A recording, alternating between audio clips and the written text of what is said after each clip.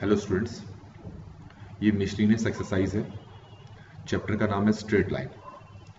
तो इसका हम सबसे पहले ये वाला क्वेश्चन देखते हैं। लिखा है find the value of k for which the line, ये लाइन आपको गिवन है इज। तो इस क्वेश्चन का फर्स्ट पार्ट है if this line is parallel to x axis. इस क्वेश्चन के लिए आपको पहले दोनों लाइंस का स्लोप पता होना चाहिए। एक तो इस लाइन का स्लोप पता होना चाहिए। अगर हम किसी लाइन का स्लोप निकालना चाहते हैं तो उसके लिए उस लाइन को y equal to M X plus C की फॉर्म में पहले आपको बदलना होगा। तो ये जो लाइन है इसको भी हम इसी फॉर्म में पहले बदल लेते हैं। तो उसके लिए क्या करना पड़ेगा कि ये जो वाला हिस्सा है इसको हम वहाँ फेंक देते हैं। तो मुझे ये मिल जाता है k माइनस 3x प्लस के स्क्वायर माइनस 7k प्लस 6 और ये हो जाएगा equal to 4 minus k square और ये हो गया y। अब ये 4 माइनस के स्क्वायर को सबको 4 माइनस के स्क्वायर से डिवाइड कर देते हैं। तो ये हो जाएगा k minus 3 over 4 minus k square x। ये हो जाएगा k square minus 7k plus 6 over 4 minus k square equal to y। तो फाइनली इक्वेशन हमारे पास इस फॉर्म में आ चुकी है। अब आपको क्या करना है, इस इक्वेशन को अगर इस फॉर्म में, इस इक्वेशन को अगर इसके साथ कंपेयर किया जाए तो आपको पता लगेगा यहाँ x का कोफिशिएंट m है और यहाँ पर x का कोफिशिएंट है k minus 3 over 4 minus k square. तो उस हिसाब से हमारे पास स्लोप आ गया k minus 3 over 4 minus k square. ये स्लोप हो गया इस लाइन का। अब आपसे क्या कहा है इस क्वेश्चन में कि ये जो लाइन आपको दिखाई दे रही है, ये वाली लाइन, ये लाइन एक्स एक्सिस के पैरेलल है। तो बच्चों आपको ये पता होना चाहिए कि जब दो लाइंस पैरेलल होती हैं तो उन दोनों का जो स्लोप है वो हमेशा बराबर होता है। इस लाइन का स्लोप तो हम निकाल चुके हैं। किस लाइन का? ये जो लाइन अभी मैंने ड्रॉ की, ये वाली लाइन का स्लोप निकाल चुके हैं। और ये जो एक्स एक्सिस है इसका जो स्लोप होता है वो 0 होता है, आपको याद रखना है। तो उस हिसाब से आप लाइन के स्लोप को, जो कि k minus 3 over 4 minus k square है, उसको x एक्सिस के स्लोप के इक्वल रखेंगे। x एक्सिस का स्लोप आपका 0 होता है। क्यों होता है आपको पता है? क्योंकि कोई भी लाइन जो x एक्सिस के ऊपर होती है वो कितना एंगल बनाती है x एक्सिस के साथ, 0 डिग्री का। और आपको स्लोप निकालने का एक फॉर्मूला ये पता है, m equal to tan theta. तो जब थीटा आपका 0 होता है तो स्लोप भी 0 होता है। अब इसको अगर मैं सॉल्व करूं तो मुझे क्रॉस मल्टीप्लाई में ये 0 हो जाएगा। तो k माइनस 3 इक्वल आ गया 0 के, और यहां से मुझे k की वैल्यू 3 मिल गई। इसका मतलब ये हो गया कि ये जो क्वेश्चन है इसका जो ये फर्स्ट पार्ट हमने अभी किया है, इस फर्स्ट पार्ट का हमें आंसर मिल गया, मतलब k की वैल्यू मिल गई। अब हम करते हैं सेकेंड पार्ट। अब हम क्या करने वाले हैं, इसका बी पार्ट करने वाले हैं। बी पार्ट के लिए क्या करने वाले हैं, इन्होंने कहा है, फिर से कहा है कि find the value of k if this line is parallel to y axis. तो इस बार ये जो लाइन है y एक्सिस के पैरेलल है। तो आपको सबसे पहले इस लाइन का स्लोप निकालना पड़ेगा, जो कि पिछले वाले पार्ट में निकाल कर दिखा दिया था। तो इस लाइन का जो स्लोप आया था वो आया था k minus 3 over 4 minus k square. अब क्योंकि हमसे इस बार ये कहा है कि ये जो लाइन है y एक्सिस के पैरेलल है, तो इस लाइन का जो स्लोप है वो y एक्सिस के स्लोप के इक्वल होगा। और y एक्सिस का जो स्लोप होता है वो इन्फिनिटी होता है। ये आपको पहले से पता होना चाहिए। क्यों होता है? क्योंकि y एक्सिस पर जो एंगल होता है वो 90 डिग्री का होता है। तो इस हिसाब से m इक्वल टू, अगर हम tan थीटा लगाते हैं तो थीटा 90 और थीटा 90 कितना होता है? इन्फिनिटी। तो क्योंकि ये लाइन जो है y एक्सिस के पैरेलल है, तो y एक्सिस के पैरेलल होने के कारण से इस लाइन के स्लोप को हमें इन्फिनिटी के इक्वल रखना पड़ेगा। तो k minus 3 over 4 minus k square equal to infinity. अब दोनों तरफ रेसिप्रोकल कर लेते हैं तो ये हो जाएगा 4 minus k square over k minus 3 equal to 1 over infinity. और ये चीज 0 होती है, 1 ओवर इन्फिनिटी 0 होती है। तो 4 माइनस के स्क्वायर ओवर के माइनस 3 इक्वल हो गया 0 के। क्रॉस मल्टीप्लाई करेंगे तो 4 माइनस के स्क्वायर इक्वल आ गया 0,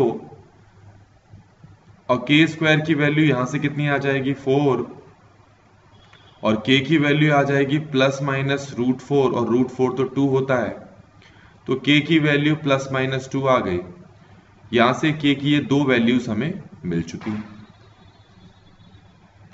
अब हम क्या करते हैं, इसका सी पार्ट करते हैं।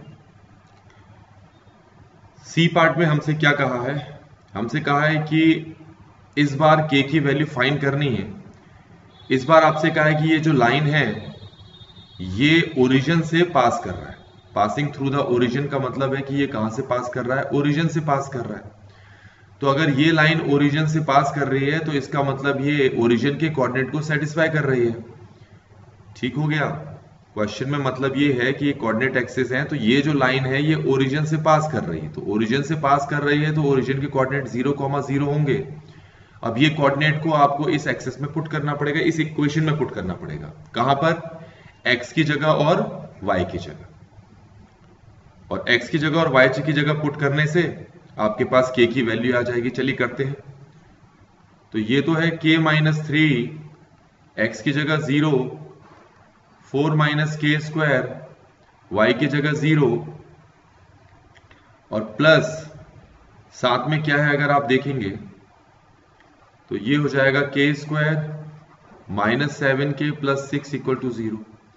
अब ये पूरा हिस्सा 0 हो गया तो हमारे पास सिर्फ ये वाला हिस्सा बचा है, तो इसका मतलब है कि k square minus 7k plus 6 equal to 0।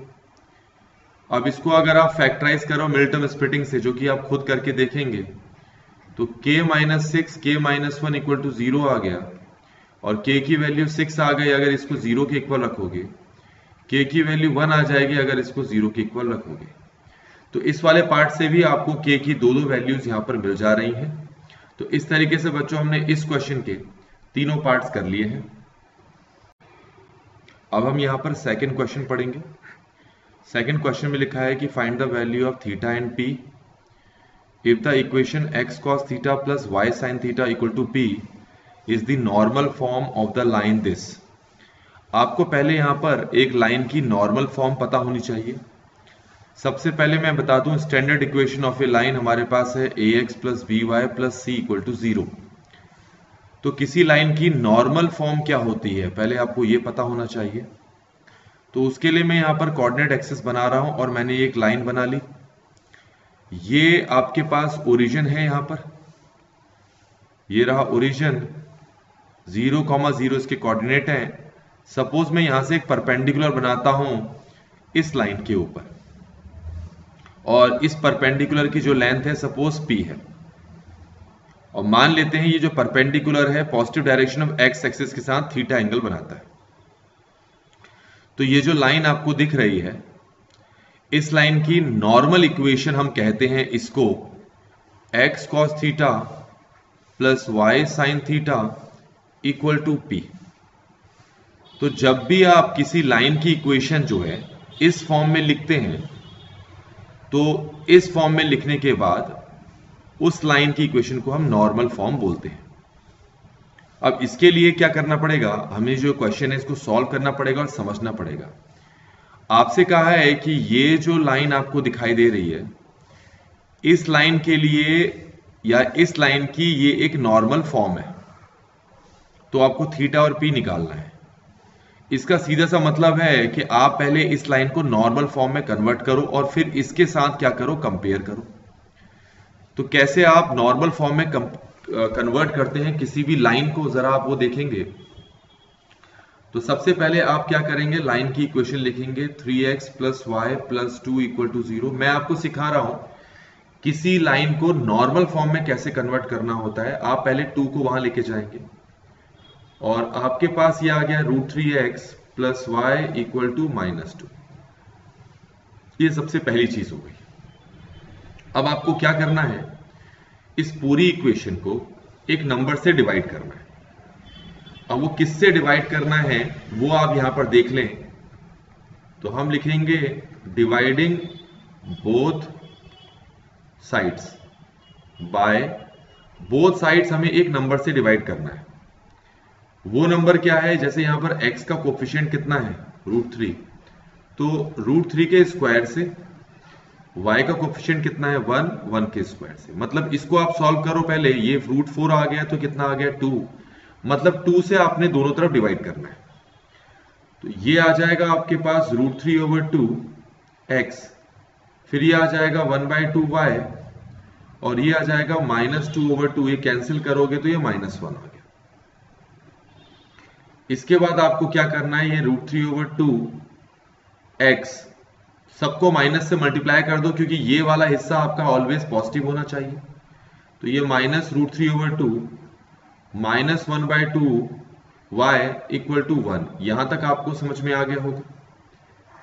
अब आपको क्या करना है कि फाइनली हमारे पास ये जो इक्वेशन आ गई है नॉर्मल फॉर्म में कन्वर्ट हो चुकी है।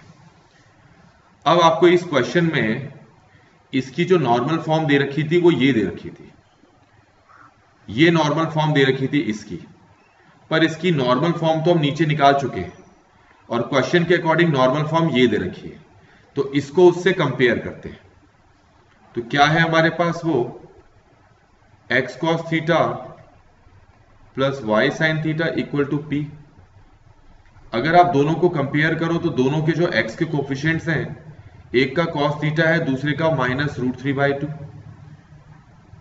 एक का sin थीटा है, दूसरे का -1/2, और p को देखोगे तो p की वैल्यू कितनी आ गई है, 1 आ गई। कंपेयर किया हमने, p तो आ गया, अब हमें थीटा निकालना है, क्योंकि हमने p और थीटा ही निकालने के लिए कहा था। हम क्या करते हैं, इन दोनों को डिवाइड कर देते हैं। तो ऊपर sin थीटा कर देते हैं, नीचे cos थीटा, तो ये हो जाएगा sin theta over cos theta. ये -1/2, ये हो जाएगा -√3/2। sin theta over cos theta होता है tan थीटा। माइनस से माइनस कैंसिल हो गया, 2 से 2 कैंसिल हो गया, तो ये 1/√3 आया। और 1/√3 इक्वल होता है कितने के, तो tan थीटा 1/√3 कब कब होता है, एक तो जब थीटा आपका 30 डिग्री हो, और दूसरा जब थीटा आपका 210 डिग्री हो। थीटा आपका 30 डिग्री जो है वो फर्स्ट क्वाड्रेंट के लिए है, थीटा आपका 210 जो है थर्ड क्वाड्रेंट के लिए है। पर ये फर्स्ट क्वाड्रेंट वाला थीटा यहां नहीं चलेगा, क्योंकि आप देख सकते हैं कि cos थीटा भी माइनस में है और sin थीटा भी माइनस में थे, और दोनों के दोनों माइनस आपके थर्ड क्वाड्रेंट में होते हैं।